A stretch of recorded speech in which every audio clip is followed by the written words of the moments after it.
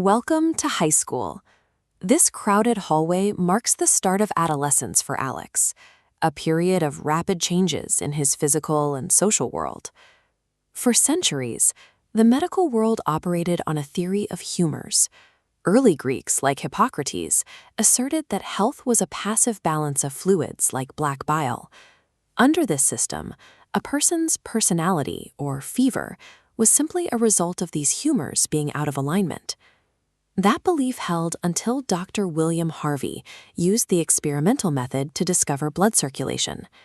By demonstrating the actual mechanics of the human body and the use of the thermometer to track body temperature, Harvey proved that health was governed by observable biological systems, not philosophical guesswork.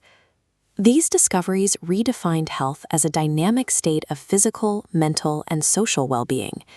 It revealed that our immune system must constantly work to maintain our health, turning every day into an active defense against a world of biological threats.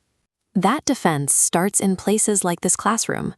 A single sneeze from a classmate launches millions of invisible droplets into the air, carrying microscopic pathogens directly toward Alex's respiratory system. Before those pathogens can invade, they hit a broad, nonspecific barrier called innate immunity. This is the body's first line of defense, present from the moment you are born. As this diagram shows, the body uses multiple physical walls. The skin prevents entry, while a mucus coating traps microbes in the respiratory and gastrointestinal tracts.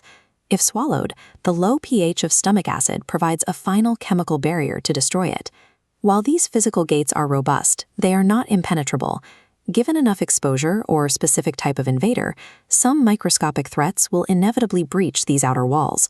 When a virus, like the common cold, bypasses the skin and mucus, it enters the host's system and triggers a more specialized response. This is acquired immunity. It is pathogen-specific and relies on memory. The first time the body encounters a specific invader, it produces a low-intensity primary response while it learns how to fight. Specialized cells, called B and T lymphocytes, scan the virus to map its unique structure. Once they recognize the threat, the body produces a highly intensified secondary response. Because the immune system remembers the first encounter, it can overwhelm returning invaders with a massive production of antibodies.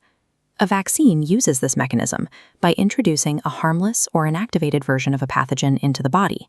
This allows the B and T cells to complete their mapping process and store the memory of the enemy without the host ever having to suffer the actual disease. However, this system can be dismantled. The HIV virus, often spread through shared needles or body fluids, specifically attacks and destroys helper T lymphocytes. Without these cells to command a defense, the person becomes so immunodeficient they can no longer protect themselves against common infections. Even the most brilliant microscopic defense can be entirely bypassed by macro-level choices. The way a person interacts with their environment determines whether these internal systems even get a chance to fight. In adolescence, the challenges shift from the microscopic to the behavioral. The same brain that is navigating these social circles is also processing exam stress and the complex pressures of peer groups. Curiosity or the need to escape stress can lead to substance abuse. This isn't a simple habit.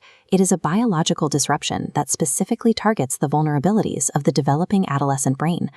As this flowchart shows, drugs like opioids and cannabinoids bind to specific receptors already present in our nervous system and brain.